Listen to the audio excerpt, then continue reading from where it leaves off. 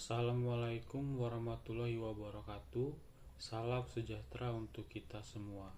Sebelum kita mulai, saya ingin mengajak Anda melakukan satu hal sederhana. Coba bayangkan dalam 60 detik terakhir, berapa banyak notifikasi yang masuk ke ponsel Anda? Ada pesan WhatsApp, update Instagram, berita terbaru, bahkan mungkin iklan. Nah, kalau Anda merasa sedikit kewalahan, Anda tidak sendiri. Itulah tanda bahwa kita hidup di era informasi yang bergerak super cepat. Jadi, mari kita ambil napas sejenak, fokus dan siapkan diri untuk membahas bagaimana kita bisa tetap jernih di tengah banjir informasi ini. Hadirin yang saya hormati, kita hidup pada zaman di mana informasi mengalir setiap detik, di tengah derasnya arus berita, opini, dan pesan singkat. Kemampuan menyampaikan pesan yang jelas dan dapat dipercaya menjadi kebutuhan mendesak. Ketidakjelasan atau informasi yang salah tidak hanya menimbulkan kebingungan, dapat merusak reputasi, menimbulkan kepanikan, dan berujung pada keputusan yang merugikan banyak pihak. Pada sesi ini, saya akan memaparkan tantangan komunikasi di era informasi cepat, strategi praktis untuk menyampaikan pesan yang jelas, serta contoh penerapan yang bisa langsung Anda gunakan agar pesan Anda diterima, dipahami, dan direspon sesuai tujuan. Tantangan komunikasi di era informasi yang cepat. 1. Laju distribusi informasi melampaui verifikasi. Klaim tak teruji cepat tersebar. Pew Research mencatat bahwa sebagian besar pengguna media sosial kesulitan membedakan berita benar dan palsu. 2. Misinformasi dan disinformasi mengaburkan fakta.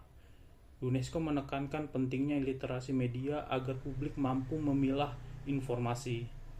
3. Audiensi terfragmentasi. Orang menerima pesan lewat banyak kanal dengan kebiasaan berbeda, sehingga satu pesan dapat dimaknai beragam. Strategi praktisnya: 1. Verifikasi sumber terlebih dahulu.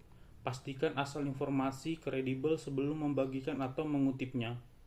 Bandingkan klaim dengan sumber resmi seperti WHO yang mengingatkan bahaya infodemik saat krisis. 2. Letakkan inti pesan di depan. Mulailah dengan poin utama agar audiens menangkap maksud dalam 10-15 detik pertama. 3. Gunakan bahasa ringkas dan dukungan visual, kalimat pendek, struktur logis, dan visual sederhana mempercepat pemahaman. 4. Jaga konsistensi pesan antar platform, sesuaikan format tanpa mengubah isi pesan inti.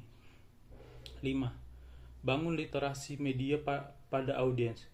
UNESCO menekankan bahwa literasi media adalah benteng menghadapi banjir informasi. Pada saat krisis, dalam krisis, respon cepat diperlukan namun verifikasi tidak boleh diabaikan. WHO menekankan pentingnya komunikasi resmi yang cepat dan akurat untuk menghindari kepanikan. Contoh penerapannya, pengumuman organisasi, buka dengan satu kalimat inti, beri 2 bukti singkat, tutup dengan tindakan atau tanggal yang jelas. 2. Menangani rumor. Tampilkan sumber terverifikasi, klarifikasi dengan bahasa sederhana, ulangi pesan kunci di minimal 2 platform. 3. Membuat konten publik.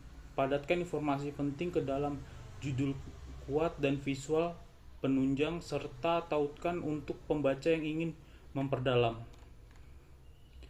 Kejelasan komunikasi di era informasi cepat adalah tanggung jawab bersama.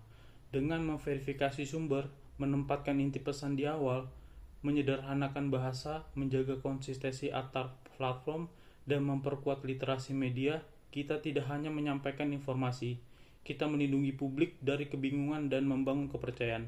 Terima kasih atas perhatian Anda.